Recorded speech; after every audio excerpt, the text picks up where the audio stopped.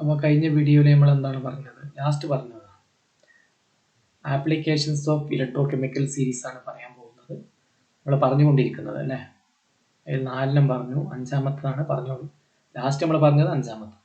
To predict whether ആണോ അല്ലേ എന്ന്. A metal can liberate hydrogen gas from N aqueous acid. All metals above hydrogen can liberate hydrogen gas from aqueous acid. All metals below hydrogen cannot liberate hydrogen gas from an aqueous acid.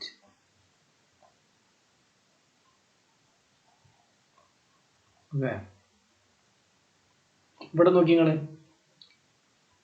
അപ്പോൾ hydrogen gas liberate ചെയ്യണമെങ്കിൽ എന്ത് വേണം? നമ്മൾ ആസിഡിൽ ഒരു metal ഇട്ടു.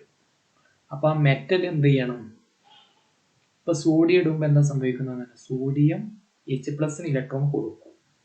അങ്ങനെ H ഉണ്ടാവും. 2 H കൂടി ചേർന്നിട്ട് H2 ഗ്യാസ് ഉണ്ട്.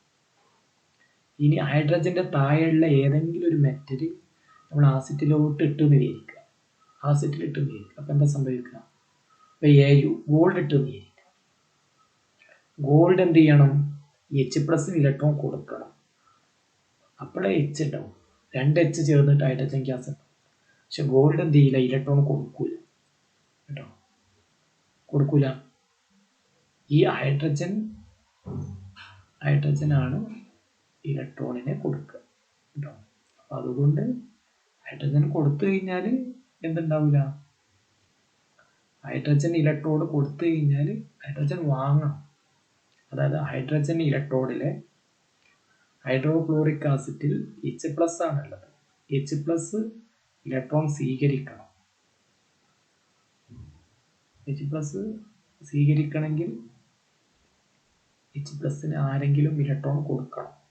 അപ്പം ഗോൾഡ് കൊടുക്കൂല. ഹൈഡ്രജന്റെ താഴെയുള്ള ഒരു മെറ്റലും HClലെ H+ ഇലക്ട്രോൺ കൊടുക്കൂല. ഹൈഡ്രജന്റെ താഴെയുള്ള ഒരു മെറ്റലും H+ ഇലക്ട്രോൺ കൊടുക്കൂല. കോപ്പർ കൊടുക്കൂല, സിൽവർ കൊടുക്കൂല, ഗോൾഡ് കൊടുക്കൂല. ഫ്ലോറിൻ തന്നെ നോൺ മെറ്റലാണ്, അത് ഇലക്ട്രോൺ സ്വീകരിക്കുകയും ചെയ്യും. അപ്പം ഹൈഡ്രജന്റെ താഴെയുള്ള ഒരു മെറ്റലും ഇലക്ട്രോൺ എന്ത് ചെയ്യില്ല? കൊടുക്കൂല.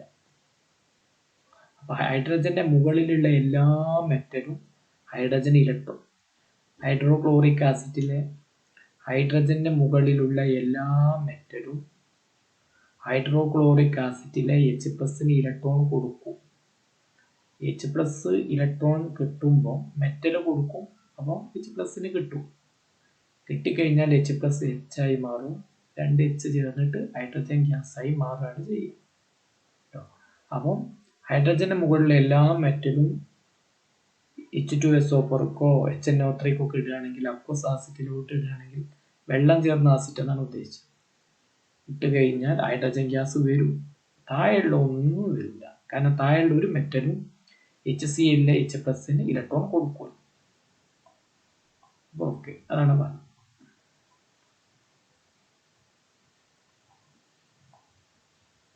അതാണ് all metals above hydrogen can liberate hydrogen gas from an aqueous acid, and all metals below hydrogen cannot liberate hydrogen gas from an aqueous acid. അടുത്തത് ടു പ്രഡിക്റ്റ് വെദർ. വെദർ എന്ന് പറഞ്ഞാൽ if എന്നാണ്. A metal can displace another metal from its solution. To predict ചെയ്യാൻ പറ്റും, പറയാൻ പറ്റും. Whether a metal can displace another metal from its solution. കേട്ടോ,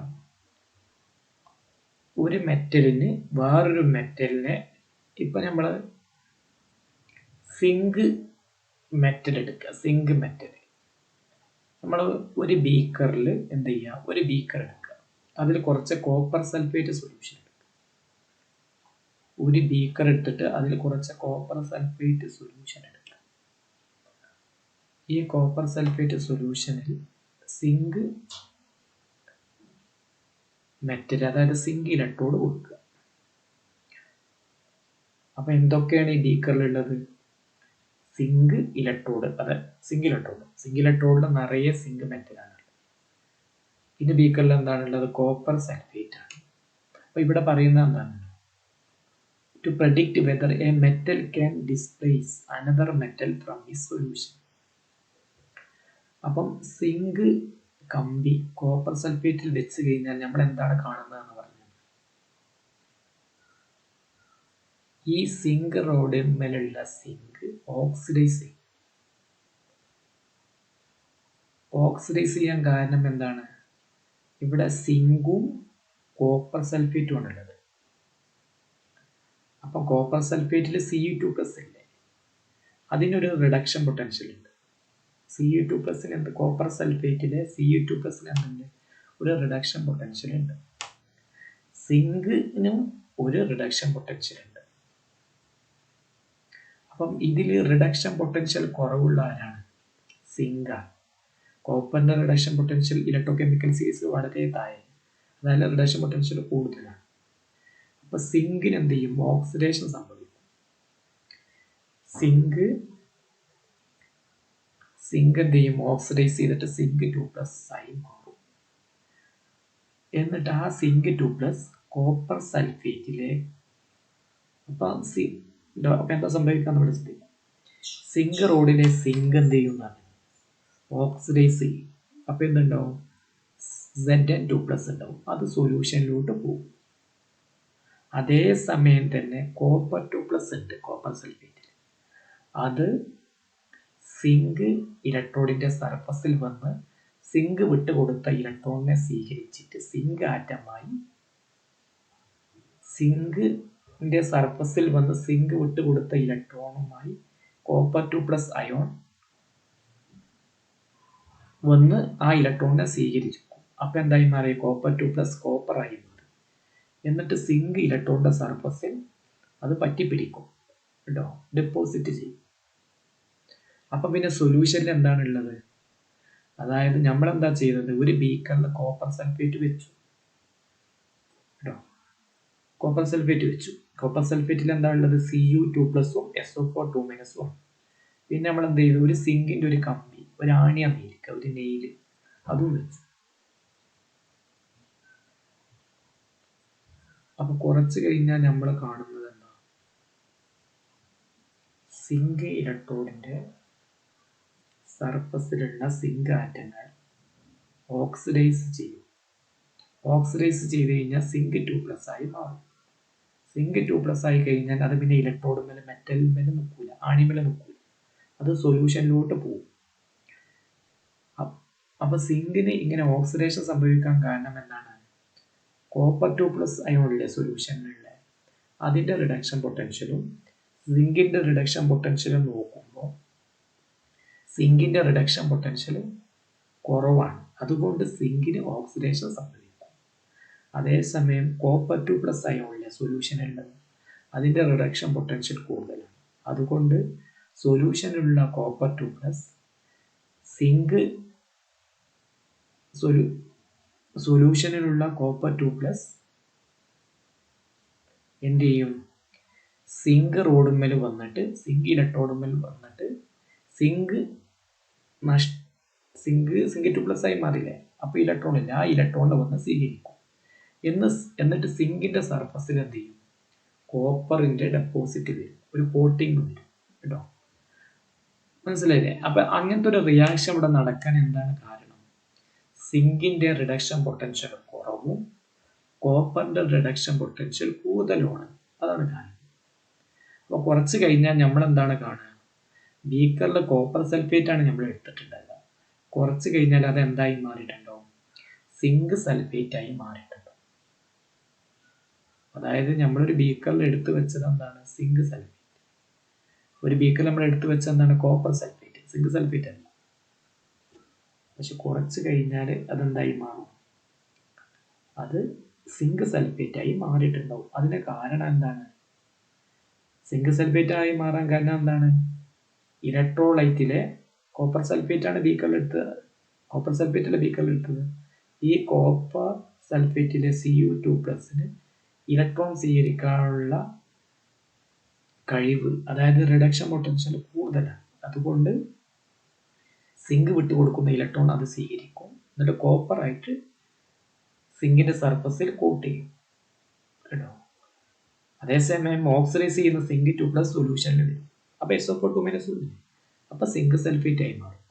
അതായത് ബീക്കറിൽ നമ്മളെടുത്ത സിങ്ക് സൾഫേറ്റ്, നമ്മളെടുത്ത കോപ്പർ സൾഫേറ്റ് കംപ്ലീറ്റ് എന്തായി മാറിയിട്ടുണ്ടാവും? സിങ്ക് സൾഫേറ്റ് ആയിട്ട് മാറിയിട്ടുണ്ടാവും കേട്ടോ. അപ്പം അതിനെ കുറിച്ചാണ് പറയുന്നത് ഇവിടെ. Metal with low reduction potential. അപ്പം സിങ്കിൻ്റെ സ്റ്റാൻഡേർഡ് റിഡക്ഷൻ പൊട്ടൻഷ്യൽ ലോ ആണ്, കുറവാണ്.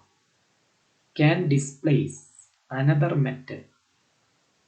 അപ്പോൾ നോക്കി നിങ്ങൾ സിങ്ക് ഇവിടെ നോക്കിയാണ് metal with low reduction, low standard reduction potential. അതായത് സിങ്ക് ലോ സ്റ്റാൻഡേർഡ് റിഡക്ഷൻ പൊട്ടൻഷ്യലുള്ള മെറ്റലാണ് സിങ്ക്. അപ്പം ഇതിന് പറഞ്ഞാൽ സിങ്ക് നീതി. Zinc can displace another metal. Another metal എന്ന് പറഞ്ഞാൽ ഇവിടെ കോപ്പർ 2+ അയോൺ. കോപ്പർ 2+ പറഞ്ഞാൽ കോപ്പർ ആറ്റാണല്ലോ. With high standard reduction potential. കോപ്പറിൻ്റെ അല്ലെങ്കിൽ കോപ്പർ 2+ അയോണിൻ്റെ സ്റ്റാൻഡേർഡ് റിഡക്ഷൻ പൊട്ടൻഷ്യൽ കൂടുതലാണ്. അതുകൊണ്ട് അതിനെ ഡിസ്പ്ലേസ് ചെയ്യാൻ ആർക്ക് കഴിയും? സിങ്കിന് കഴിയും. അപ്പം സിങ്ക് റോഡ് കോപ്പർ സൾഫേറ്റിൽ വെച്ച് കഴിഞ്ഞാൽ സിങ്ക് ഇലക്ട്രോഡിൻ്റെ reduction potential, standard reduction potential കുറവാണ്. അതുകൊണ്ട് അതെന്ത് ചെയ്യും? കോപ്പർ സൾഫേറ്റിലെ കോപ്പറിനെ ഡിസ്പ്ലേസ് ചെയ്യാൻ മാറ്റുക. കോപ്പറും സൾഫേറ്റും